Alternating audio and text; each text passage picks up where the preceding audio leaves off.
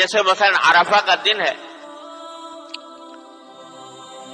9 ذی الحجہ، تو عرفے کے دن کے لیے روزہ رکھنے کو بڑی فضیلت کا روزہ قرار دیا اور فرمایا کہ جو شخص روزہ رکھے تو اس میں اللہ تعالی سے امید رکھتا ہوں کہ جو شخص یہ روزہ رکھے گا تو اس کے پچھلے 1 سال کے گناہوں کا کفارہ ہو جائے.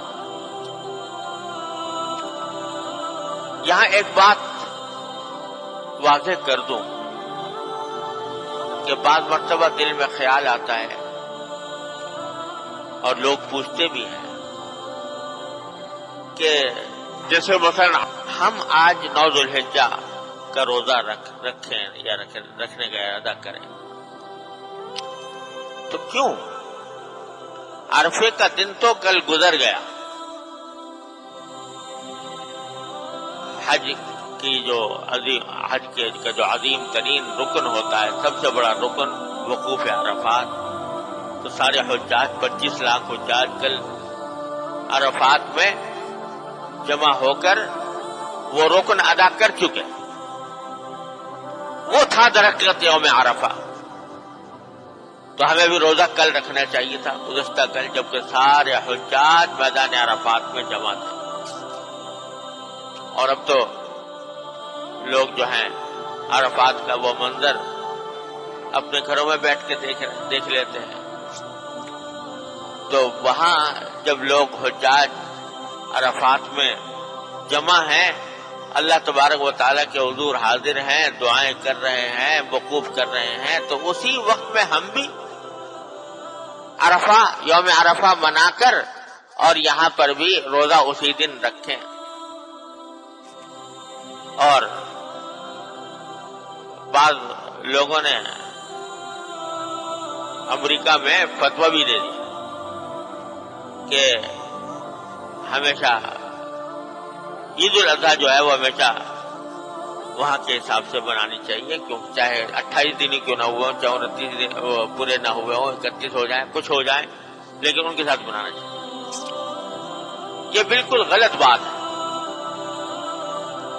دیکھیے اللہ تبارک و تعالیٰ نے ہر خطے کے رہنے والوں پر وہاں کے اپنے افق کے لحاظ سے جو حالات پیدا ہوتے ہیں وہ ان کو ان کا پابند بنائے.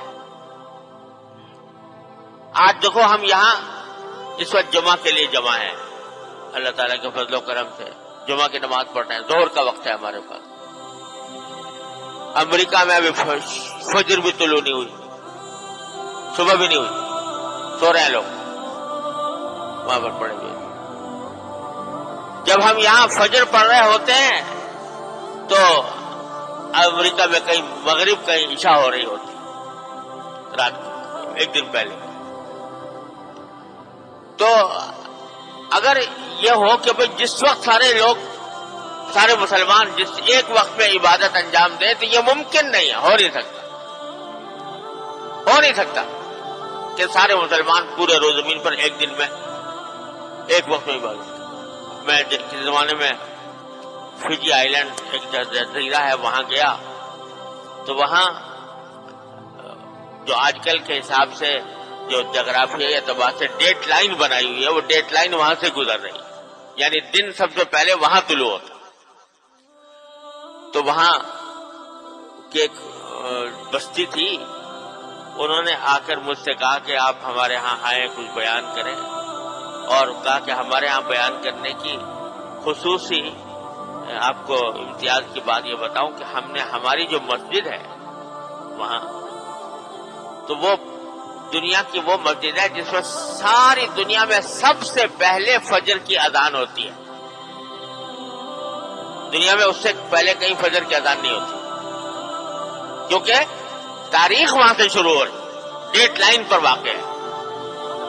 تو واقعہ ہے اب وہاں گئے، ظہر کی نماز وہاں پر پڑھی، لیکن جس وقت ہم ظہر کی نماز وہاں پڑھ رہے تھے، جس وقت وہاں ظہر کے پڑھ رہے تھے، اس وقت یہاں پر پچھلے دن کی عشاء ہو رہی تھی. تو اس لیے یہ سمجھنا کہ ساری عبادتیں تمام روئے زمین کے اوپر سارے مسلمان ایک ہی وقت میں، ایک ہی لمحے میں، ایک ہی دن میں انجام دیں، یہ ممکن نہیں، یہ ہو نہیں سکتا۔ یہاں دن ہے وہاں رات ہے، یہاں رات ہے وہاں دن ہے، لہذا شریعت نے آسان کر دیا معاملہ۔ آپ کو حساب کتاب لگانے کی ضرورت نہیں کہ بھائی سعودی عرب میں اس وقت کیا ٹائم ہوا ہوگا، لہذا اس کے حساب سے ہم سعودی عرب کے حساب سے یہاں پر ظہر پڑھیں یا عصر پڑھیں یا مغرب پڑھیں، کوئی حساب کتاب لگانے کی ضرورت نہیں۔ تم اپنے افق پر دیکھو، تمہارے افق پر کیا پوزیشن ہے، جو افق پر تمہارے پوزیشن ہے اس کے مطابق تم اپنی عبادتیں انجام دے دو۔ تم نے چاند دیکھا؟ نہیں دیکھا، ٹھیک ہے، نہیں تمہارے اوپر مکلف نہیں ہو، ایک دن بات کرنا۔ تم نے تمہارے ابھی دیکھا کہ تمہارے یہاں فجر طلوع ہو گئی، بس نماز پڑھ لو، یہ نہ تمہیں حساب لگانے کی ضرورت نہیں کہ سعودی عرب میں بھی طلوع ہوئی کہ نہیں ہوئی، اور مکے میں جب وہ نماز ہوگی تو سب فجر پڑھیں گے ہم جب مکے میں اذان ہوگی۔ اس کا ہمیں مکلف شریعت نے نہیں کیا، ہمیں اس بات کا مکلف کیا ہے کہ ہمارے افق کے لحاظ سے جو صورتحال ہے اس کے مطابق عبادتیں انجام دیں۔ لہذا اگر وہاں ایک دن پہلے چاند نظر آ گیا اور ہمارے ہاں ایک دن بعد نظر آیا، کوئی فرق نہیں پڑتا، وہ ہمارے ایک دن بعد ہم عید الاضحیٰ منائیں گے، وہ ایک دن پہلے منائیں گے، وہ ایک دن پہلے عرفات میں بیٹھے ہیں، ہم ایک دن بعد۔ تو ہمیں جو حکم ہے وہ یہ کہ جب 9 ذوالحجہ تمہارے حساب سے آئے تو اس وقت تمہارے لیے یہ فضیلت حاصل ہوگی، روزہ رکھنے کی فضیلت حاصل ہوگی۔ لہذا یہ سمجھنا کہ بھئی وہاں تو ایک دن پہلے ہو گیا، ہم ایک دن بعد منا رہے ہیں، یہ جو دل میں خیالات لوگوں کے پیدا ہوتے ہیں، اور یہ سب اس کی طرف کوئی توجہ دینے کی ضرورت نہیں۔ بعض لوگ اس کو اپنے بذا میں خود یہ سمجھتے ہیں کہ بھئی اب تو سائنس کا دور ہے، تو سائنس کے دور میں کے لحاظ سے اب جب وہاں عرفات کا دن ہو گیا تو ہمیں کیا ضرورت ہے، ہمیں بھی اسی کے ساتھ کر دینا چاہیے، کیونکہ ارے سائنس کی بات نہیں، سائنس کی الٹی کی بات ہے۔ اس لیے کہ اگر سائنس کا تقاضا یہ ہے کہ ہر جگہ ہر علاقے میں وہاں کے حساب کا اعتبار ہوتا ہے، وہاں کا افق دیکھا جاتا ہے، وہاں سورج کس پوزیشن میں وہ دیکھا جاتا ہے، وہاں چاند کس پوزیشن میں وہ دیکھا جاتا ہے، وہاں دن ہے یا رات ہے یہ دیکھا جاتا ہے، تو سب کو مکہ مکرمہ کے اور مدینہ طیبہ کے تابع نہیں کیا جا سکتا، نہ ممکن ہے، نہ عملاً ممکن ہے، نہ عقلاً ممکن ہے، لہذا اس میں شک و شبہ نہیں ڈالنا چاہیے۔